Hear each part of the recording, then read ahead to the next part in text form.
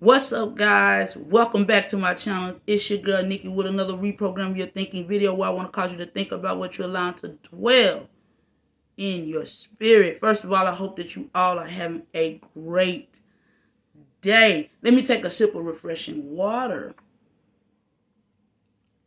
as we talk about the living water, where every drop brings life and every sip renews the soul. Guys, let's get into it. I have a great video for you all today. I hope and pray that what I'm doing and what I'm saying to you will help you to glorify God, will help you to go seek God in everything that you do, every aspect of your life, because we need Him. But let's get into a holy hot take for today. A father refuses to force his 5-year-old and 9-year-old to accept his mother's unpleasant, unreliable boyfriend. That is what we are going to discuss today for the holy hot take. Now, the article read, like I say, I get this from a smart news app that I got. And it reads, family can't be forced. That's a fact. Family isn't about DNA, nor is it about legal bounds. Family is about who makes you feel good, supports you when things get rough, and has your back through thick and thin. Our friends, pets, teachers, etc. are our family members, if we want them to be. When you're raising children, the important rule of parenting is to ensure your children know that they don't need to like grandma's boyfriend just because she said so. So in this story, the father does exactly what a parent should do, as he tells his 5-year-old and 9-year-old that they are not expected by their grandmother to accept her problematic, unpleasant boyfriend. Both the father who posted the story and his wife agree that the boyfriend in question should not be around the kids.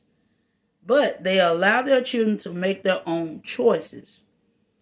The verdict: they don't even think about the boyfriend at all, let alone think of him as a grandpa. Grandma is not happy about that, but these parents are simply being good parents. The father explains that his mother's boyfriend, Jim, has a problem with sipping, already trusting someone who might be drinking on the job. It's pretty risky. But he also explains that Jim is an unpleasant, negative person. He doesn't seem to even want to be around the kids. But this narrative is being pushed by the kids. Grandma, if Jim wanted to, he would. Just saying. Like I said, we decide who our family is and isn't. Children aren't exempt from making choices like these. They matter. Now, probably say, Nikki, what's your holy hot take on that? A lot of you may agree with the parents. Some may feel as though the parents are teaching their children to be disobedient because it doesn't matter what that grandma's boyfriend is doing. You want those children to be respectful. That's what you're teaching them. But my holy hot take is this. At the time, the disciples came to Jesus and asked, "Who then is the greatest in the kingdom of heaven?" He called a little child to him and placed the child among them.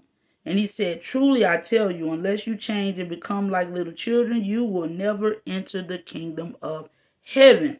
Therefore, whoever takes the lowly position of the child is the greatest in the kingdom of heaven.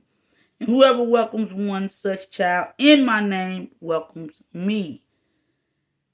If any one of you causes one of these little ones, those who believe in me, to stumble, it would be better for them to have a large milestone hung around their neck and to be drowned in the depths of the sea." Now, are you saying those parents need to be drowned in the depths of the sea, Nikki? No. What I am simply saying through that scripture is we need to be humble. That's my holy hot take. We need to be humble. I understand when somebody in your family, a relative that you care about, they're making piss poor choices. I get it. I get it. I am not a person who is for uh, making bad choices and me trying to pick up the pieces for you or me trying to uphold your bad choices. But I am all about Jesus Christ's word. And he said, if you teach, if you cause one of these little ones, those who believe in me, to stumble, it would be better for them to have a large milestone hung around their neck. Now, your mother has made a choice. What I would say and what I would think of doing is if he doesn't want to be around the children and you don't think he's a good influence, then it might be best to keep your children away from visiting their grandmother. Now, if grandma wants to see them, then grandmama comes to your domain and she deals with you under your conditions and she deals with the kids under your conditions. Just deciding to allow your kids to go over to her house and interact with her boyfriend, and if he's a bad influence, if he's a person who is not a good person, then I would say and I would suggest that you keep your kids from being around him. And if grandma wants to see them, like I said, we can meet up. She can come over our house. They can come over when he's gone. It's ways to make that work and get an understanding and come to a common ground. Now, what I really want to talk about today, that was my holy hot take, but today's video is about, and I'm thinking about, guys, let me know if this is a good idea when I post this video. Those who are watching, let me know. Should I change the name of my podcast to this? Because I entitled this video "A Seat at the Table." Now, I hear a lot of people say, what do you bring to the table? I bring a lot to the table. Women say it all the time. What do you bring to the table? Because if I'm a six-figure woman, I bring a lot to the table. You need to bring something good to the table. And I say, having a seat at the table. Then we have this argument about, should black people really separate themselves from white people? Should we be concerned about what the white man is willing to give us? Should we be concerned with that? Should we be worried about the white man taking away DEI? The white man saying, I'm not giving you anything. Pull yourself up by your bootstraps and do what you need to do. And then, is it true that we need a seat at the table in order to get something accomplished in the black community? Now, this table that we're talking about,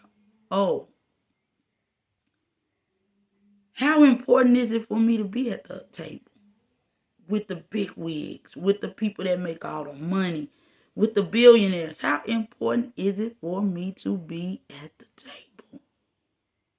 How important is that? Is that something that I hold dear to my heart? Well, what I want to do today is look at the table that really matters.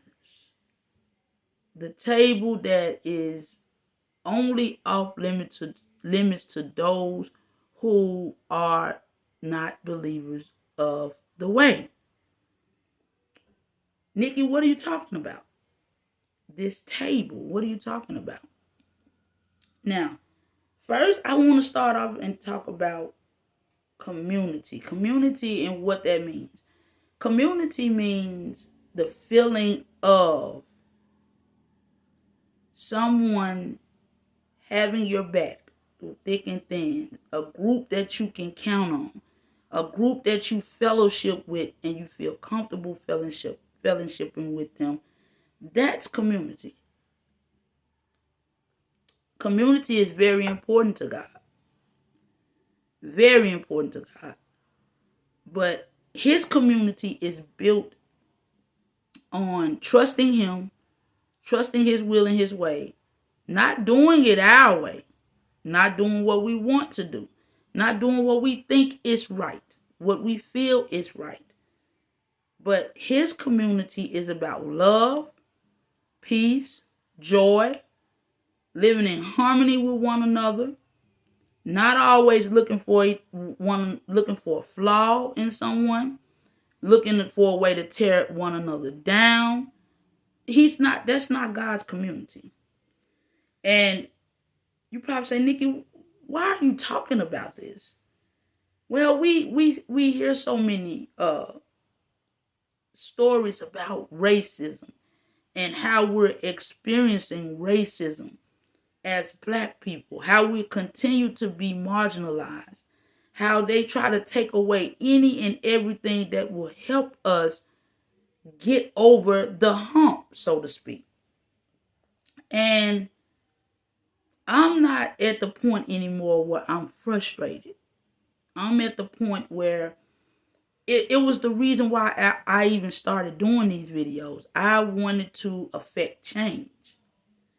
And I have been doing these videos for a while, but this morning, for some reason, God is so awesome. That's how awesome he is. I turned on YouTube and I was watching Anton Daniels. Shout out to him. And he has a panel that he does. And the young lady named Q, she made some comments that I sometimes agree with. I mean, I somewhat agree with.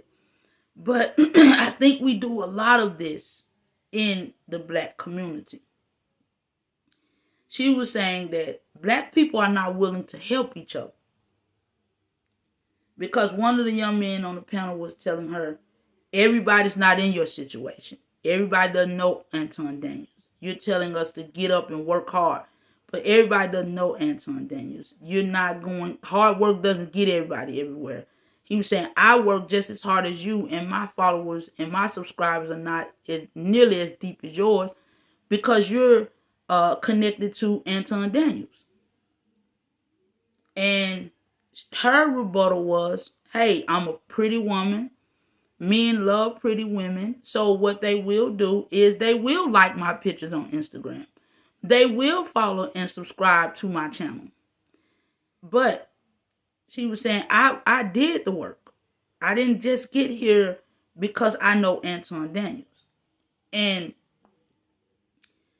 I understood what she was saying. And then she said, a lot of Black people don't want to help each other. Because they did a video where a young woman was talking about and saying that we need to stop being so loyal to the Black community, so to speak. She was like, we need to stop trying to be so loyal to the Black community.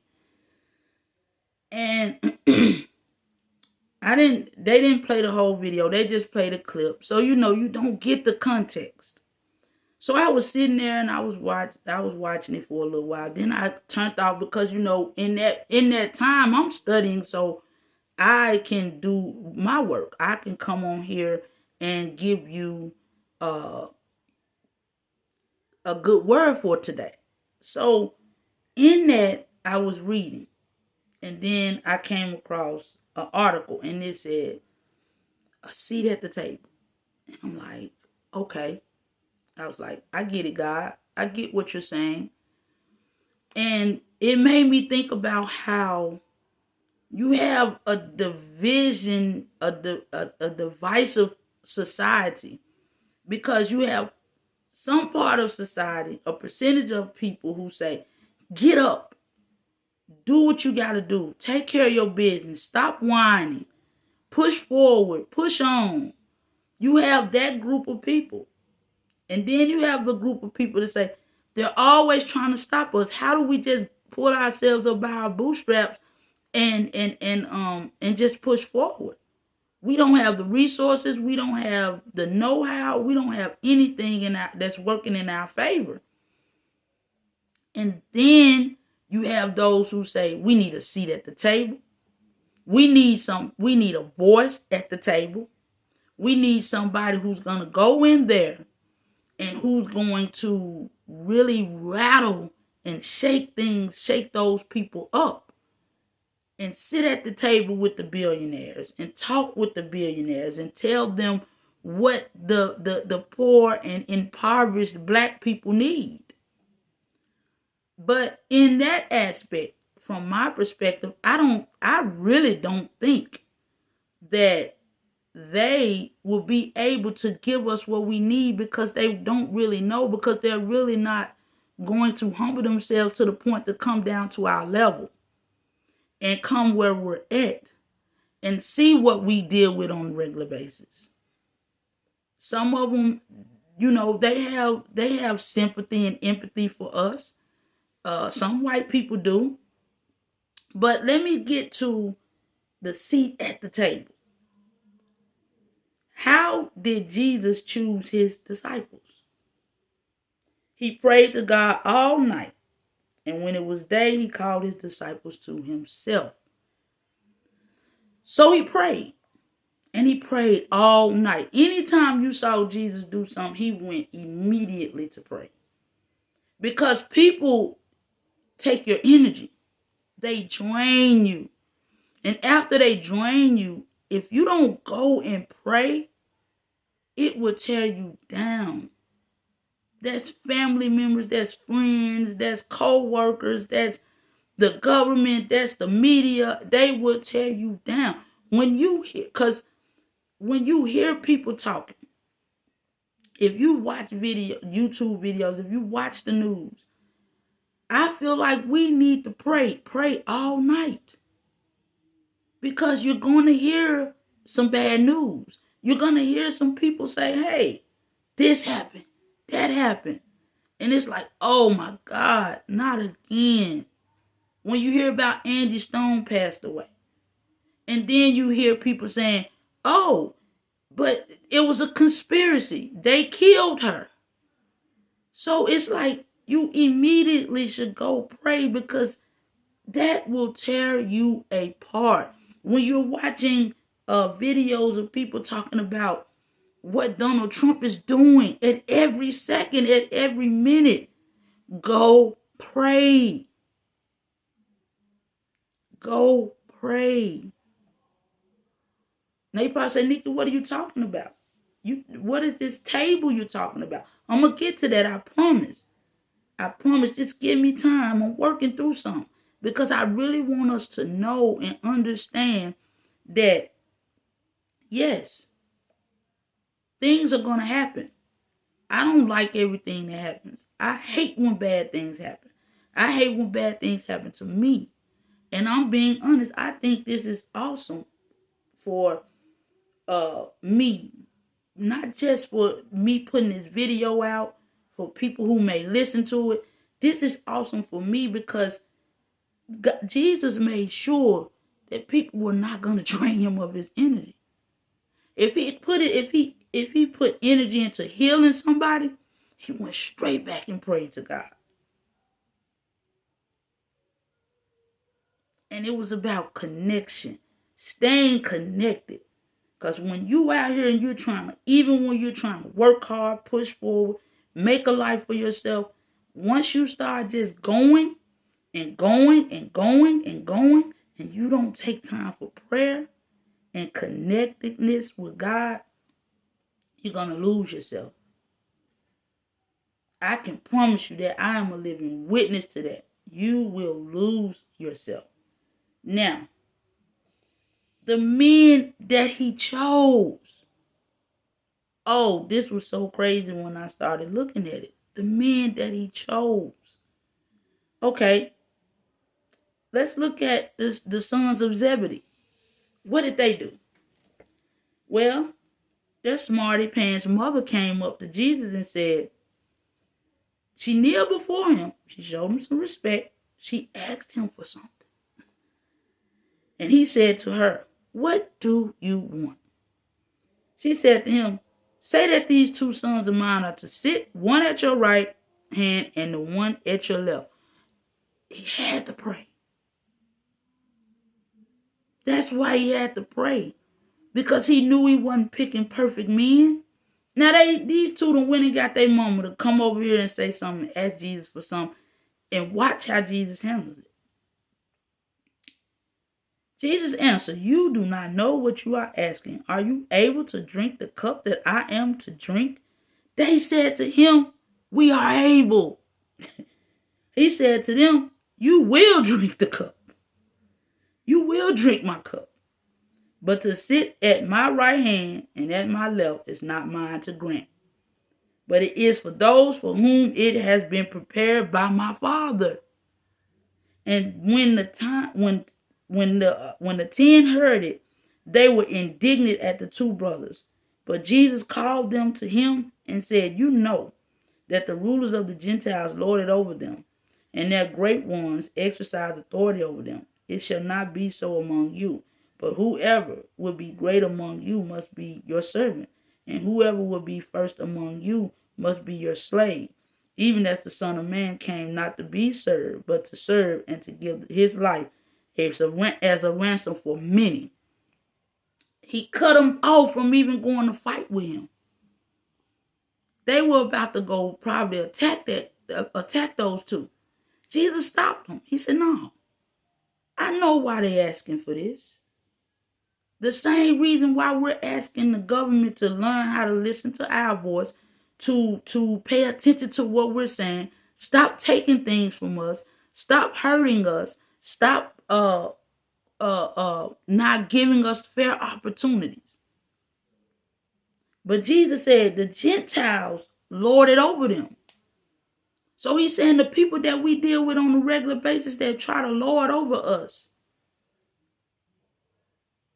When you go to Jesus, you asking that his kingdom come, his will be done on earth as it is in heaven. That's what you do. It's about these men that he chose to sit at the table with him. Then the dispute over who is the greatest. A dispute also arose among them as to which of them was considered to be greatest. Jesus said to them, the kings of the Gentiles lord it over them, and those who exercise authority over them will themselves be benefactors. But you are not to be like that. Instead, the greatest among you should be like the youngest, and the one who rules like the one who serves.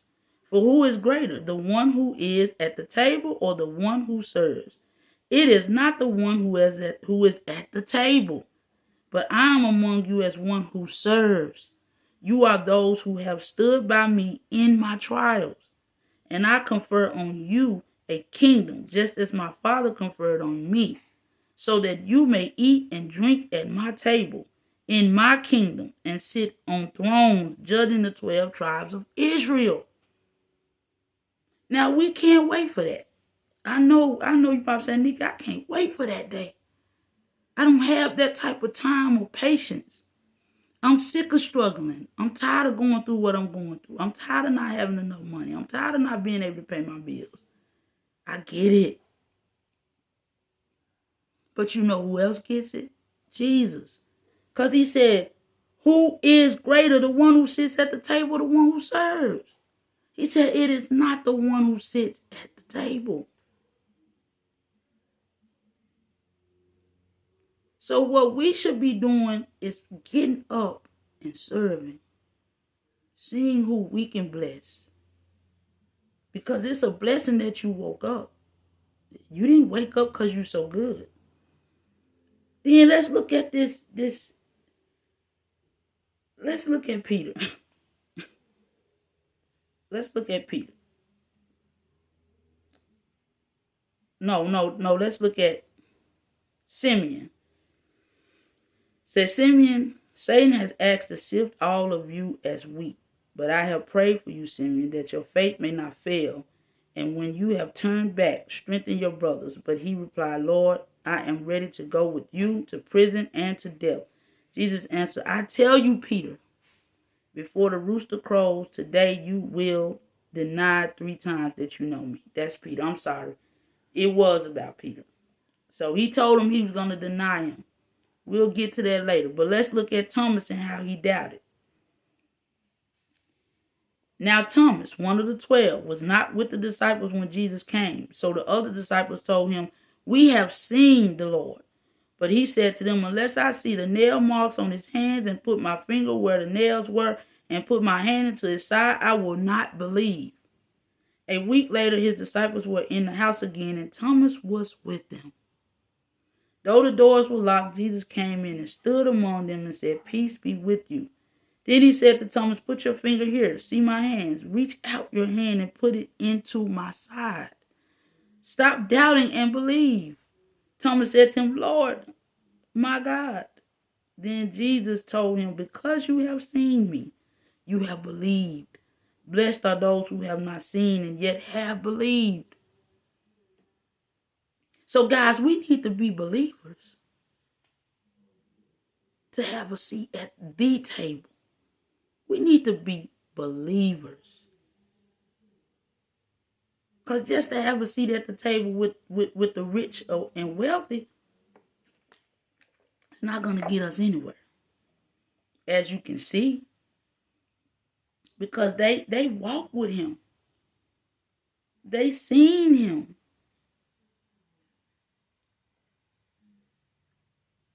They saw him. They saw what he did. They saw the miracles that he did. They saw the things that he did. That didn't matter to them. Now let's look at Peter's denial.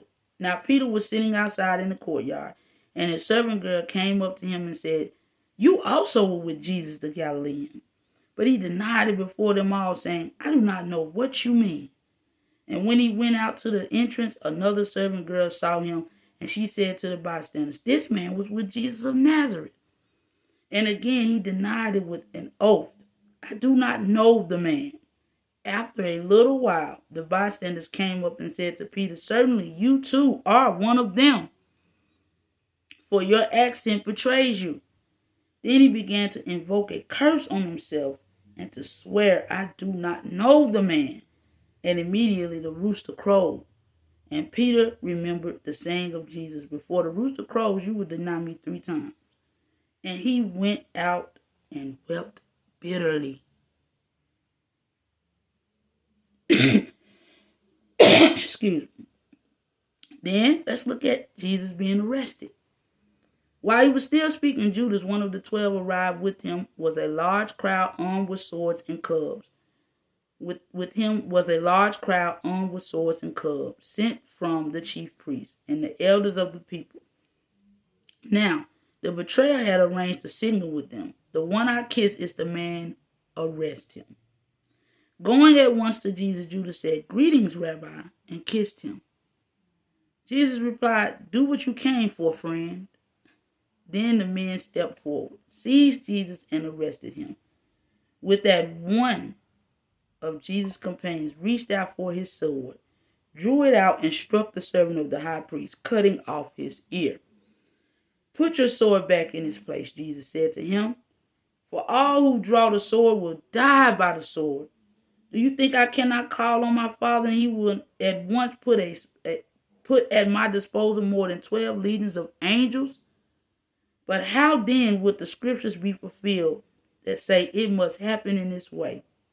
In that hour, Jesus said to the crowd, am I leading a rebellion that you have come out with the swords and clubs to capture me? Every day I sat in the temple courts teaching, and you did not arrest me. But this has taken place that the writings of the prophets might be fulfilled. Then all the disciples deserted him and fled. Now, I read an article where this guy put together like a short little fiction little story about Judas. And he said After Jesus' death and burial, two disciples were walking to recover the body of Judas. They were talking about what Judas had done. One of them became angry and said to the other, "Why in the world are we bothering with Judas after what he did?" The other thought for a moment and said, "It's what the Lord would have wanted us to do.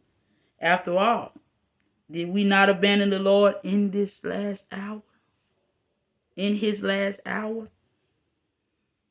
See, all of that, all of that. And I said all of that. I read all of those scriptures. But to have a seat at the table, it does not seem like you have to have it all together. The above mentioned scriptures speak to the fact that with Jesus at the head of the table, it is not just about status or position, it is about love. Jesus said, "I came to save, not to condemn." So the question really is, what table do you or we really want to sit at? Is it the table that has the King at the head of it, King of Kings, Lord of Lords, who died for the sins of the world? Or do we want a man at the head of the table?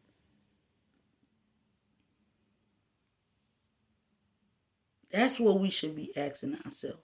What table do you want to be at? And why is it so important to be at the table with the rich and wealthy? Why is it so important to be at the table with people that you feel like you don't even like you? That you feel like they're racist? Sitting at the table with them is not going to make them stop having a heart of evil and wickedness. So what table do you want to sit at? What table is important to you to sit at? Because he's got a table prepared for us. Those who believe, he has a table prepared for us. He has a table that it's enough space for everybody. He's not going to refuse you at the table. He's going to make sure that you eat when you sit down at the table. He's going to make sure that the meal is good and good for you and is beneficial. And then when you get up, you won't hunger anymore.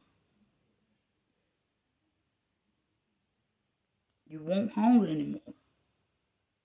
So stop thinking about the table that man has created and made us think we have to be at this particular table to be somebody. So with that, I want to just have a little heart to heart now, and then I'm going to end this video.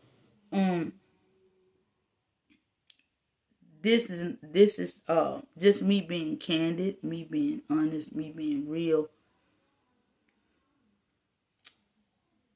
When I'm doing these videos, I do them because I really feel as though it is so important that we get back to God. And I'm a living witness to when you think that you have done everything the right way, you think you're doing everything the right way, and you're looking at everybody else and you're like, look at them. They don't do this, they don't do that. How are they still blessed? And I'm one of those ones that was just going. And now I look at it and I look back. And I'm so thankful that God is patient with all of us. And I'm saying to myself, through any and everything that I go through and anybody else goes through, you can find your way back. And Jesus will be waiting with open arms to help you get back on track, Start traveling the right path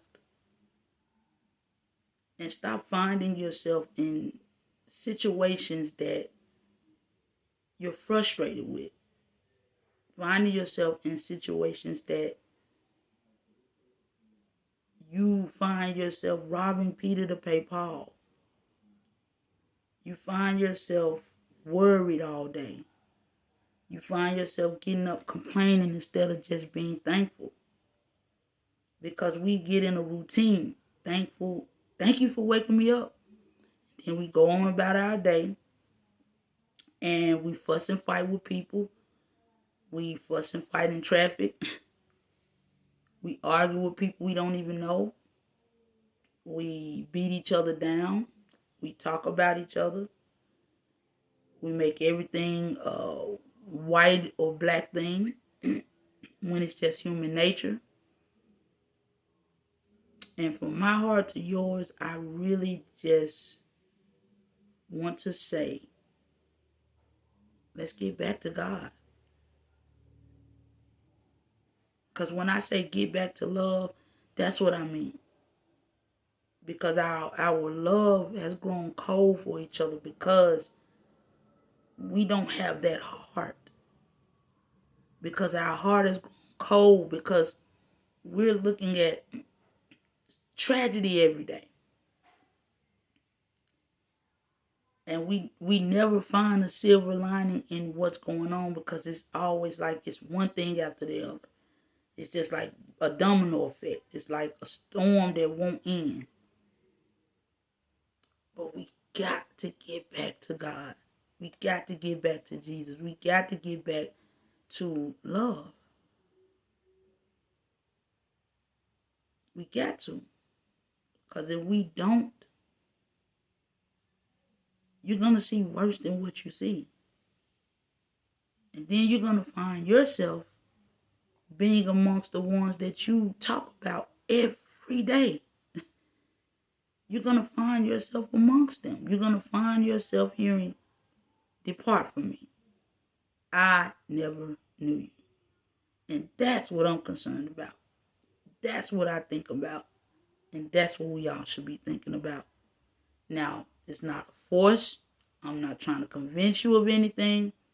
But I am saying that, like I said earlier, and like I said at the beginning, the word of God, it renews the soul. And when you decide that you want what he has for you, he's waiting to give it to you. It's just, will you take it and what you gonna do with it? That's what it really boils down to. So I just say, I love you, and choose the right table to sit at. Because the table, what you think you bring to the table, is not always good enough for God. Peace. And I'm out. Oh, by the way, hit that like and subscribe button, guys. Don't keep it to yourself.